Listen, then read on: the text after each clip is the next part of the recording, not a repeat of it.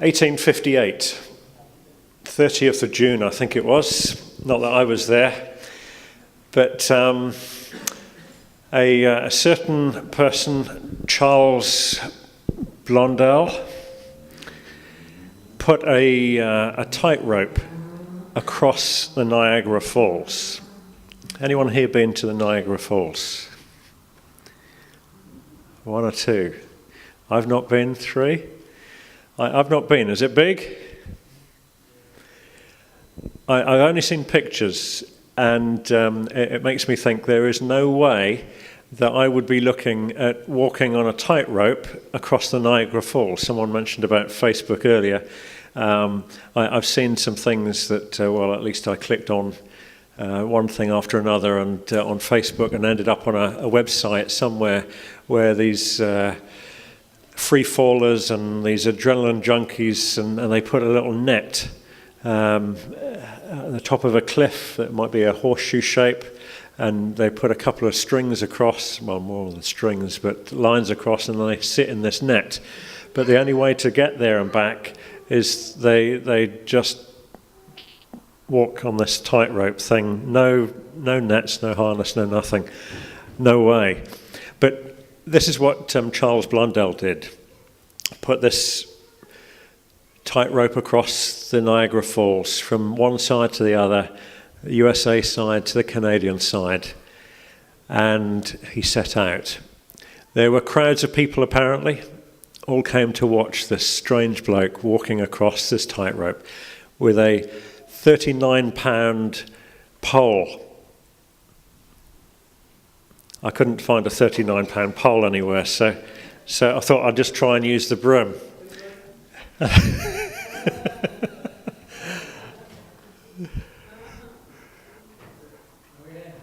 Oh.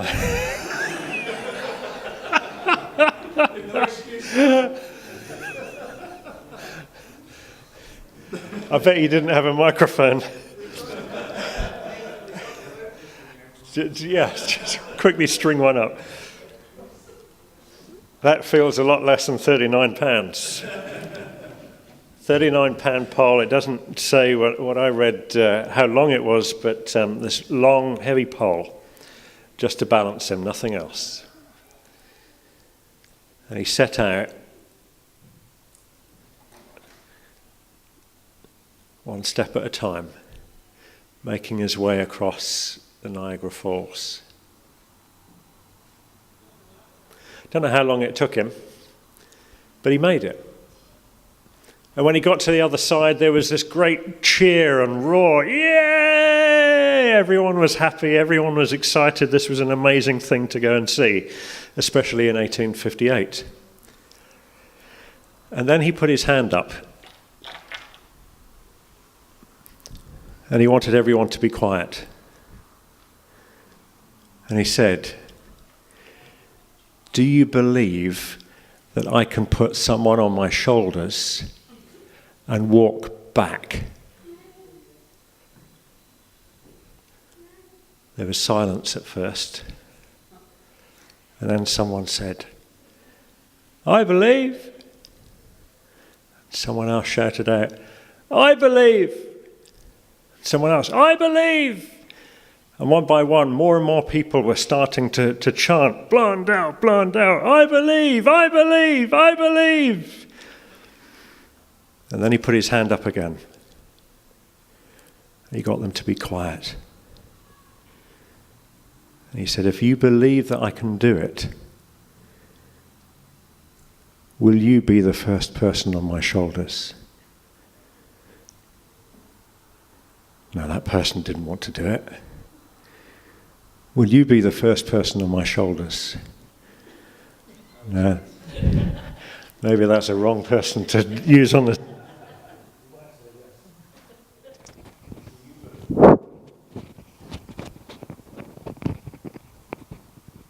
There was a sound of a rushing wind. He came to... is that on? He came to Mr. McDougall and said, "Do you believe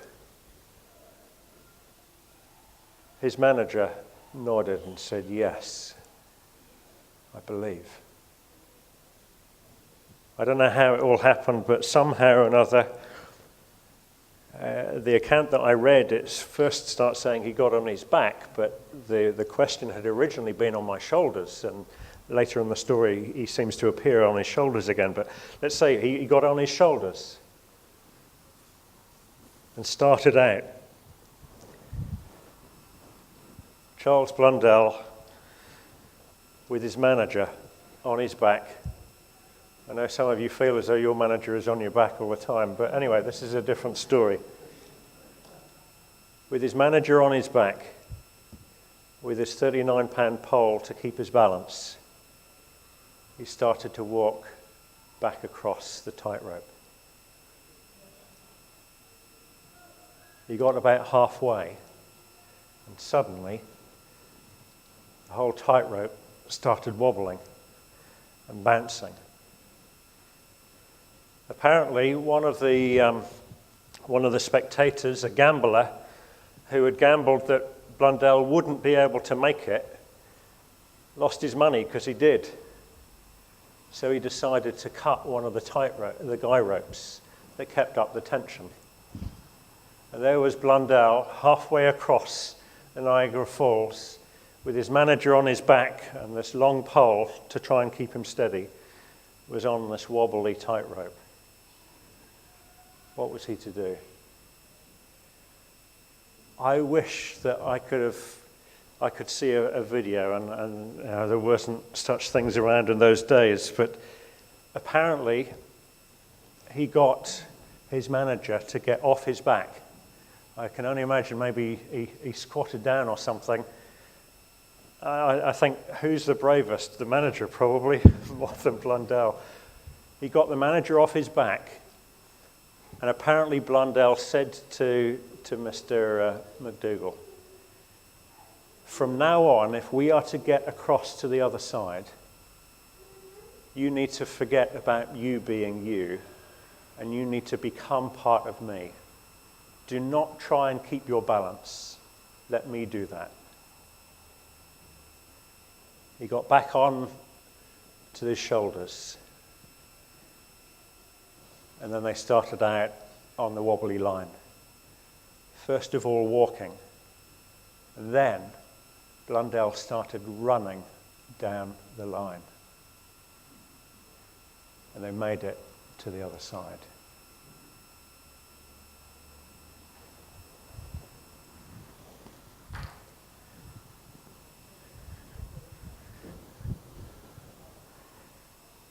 Are there other ones missing somewhere?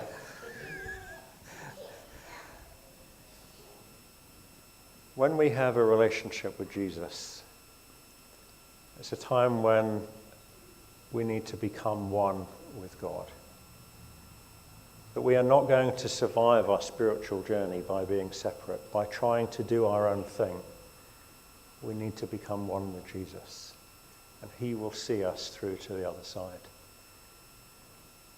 There's some words in James, chapter 2, and I'll just read these few words and we'll finish.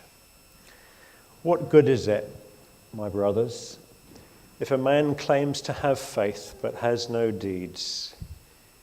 Can such faith save him? Suppose a brother or sister is without clothes and daily food. If one of you says to him, 'Go, I wish you well, keep warm and well fed,' but does nothing about his physical needs, what good is it? In the same way, faith by itself, if it is not accompanied by action, is dead." Our actions are dependent on us being dependent on Jesus. Jesus will get us through to the other side when we acknowledge that our need to become one with him, and he will do the rest. Should we bow our heads? Father in heaven, we thank you for seeing us through this week. Still a lovely sunny afternoon, the Sabbath afternoon. A Sabbath that we can look back and see how you have led us through this week. Maybe we're already thinking about the tasks and challenges ahead next week. Lord, we thank you that you've given us a promise that you will provide for us and that you will come again. As we finish off the Sabbath day with whatever we will do, as we think about the week ahead, may we renew our commitment to become or remain one with you, that you will see us through our spiritual journey and see us to the other side. You will see us through to eternity. Lord, help us not to be distracted by the things of this world, even those that we are worshipping with, but to focus solely on you, and in turn represent your love to others by the actions, our deeds, our provisions for those that have need. So, Lord, we thank you for your love for us, your offer of forgiveness. And we thank you that you will take us home.